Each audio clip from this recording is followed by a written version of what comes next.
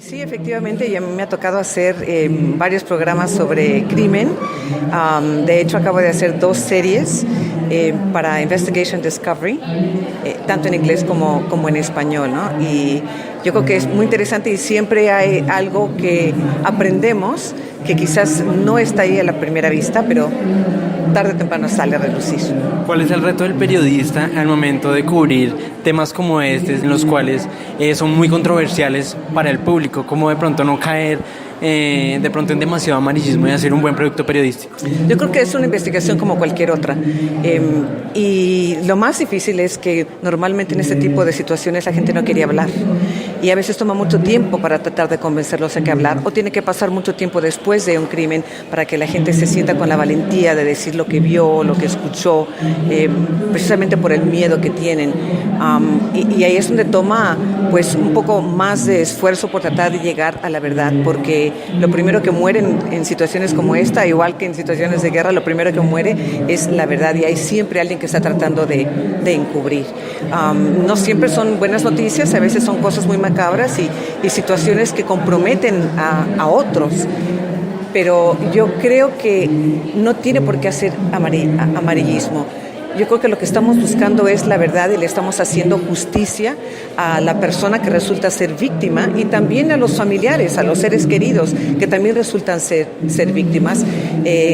Yo creo que lo que tenemos que hacer en este tipo de casos es contar la historia de la víctima, porque así le damos más humanidad a la historia.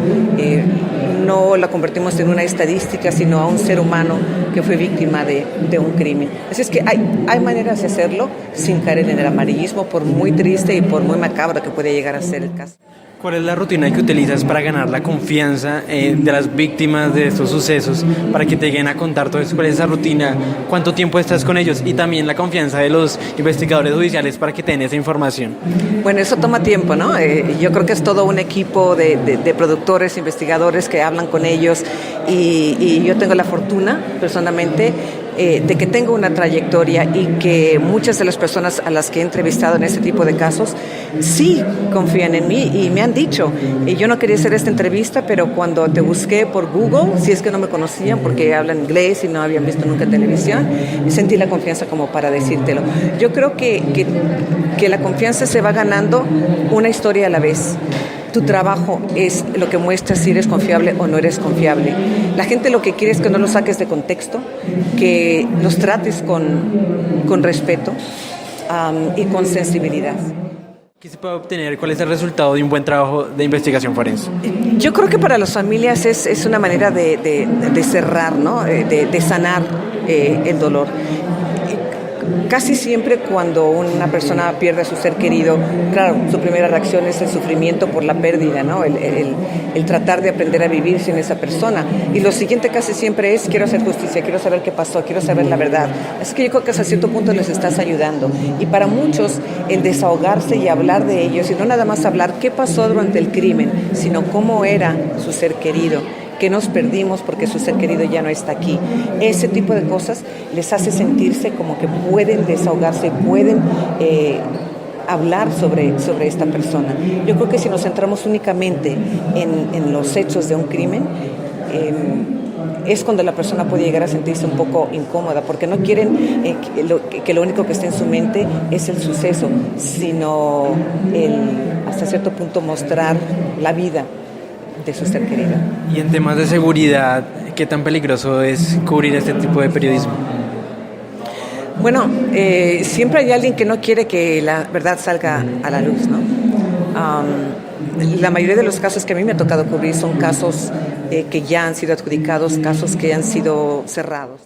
Así es que hay que tener cuidado hasta dónde podemos llegar con la información, pero si siempre adjudicamos nuestra información y no acusamos a alguien sin un fundamento y sin una prueba y sin adjudicárselo a alguien más, ahí es donde nos metemos en problemas. Ahí es donde ya estás cubriendo crímenes, estás cubriendo políticos, estás cubriendo cualquier tema. Cuando no lo adjudicas, cuando suena como que tú estás editorializando o tomando la decisión por ti mismo como reportero, ahí es donde no podemos llegar a meternos en problemas. Hay un periodista colombiano llamado Manuel Teodoro que hace periodismo de investigación. Él una vez me dijo, una gran historia no vale lo que vale una vida, y él evita que esos periodistas lleguen al límite de estar al punto de perder la vida por una historia. ¿Qué opinas de eso? Manuel Teodoro, me llevaste al pasado cuando mencionaste ese nombre, porque él trabajó en Univisión con nosotros hace muchos años. Es cierto, por eso digo que hay que saber medir hasta cuándo. O sea, si tu vida va a estar en riesgo, entonces sí, no vale la pena. Pero para muchos periodistas que tienen mucha integridad y que aman a su trabajo, a veces es difícil decirles: tu vida está en peligro. Un ejemplo claro es lo que está pasando en México. En México ha habido muchos asesinatos de periodistas, y sobre todo periodistas que cubren el crimen organizado y la política, porque hay tanta sinergia entre los políticos y el narcotráfico y el crimen organizado en México, que un periodista dice: no metas tus narices y no reportas lo que ves, si no, tu vida está en peligro. Y efectivamente su vida está en peligro.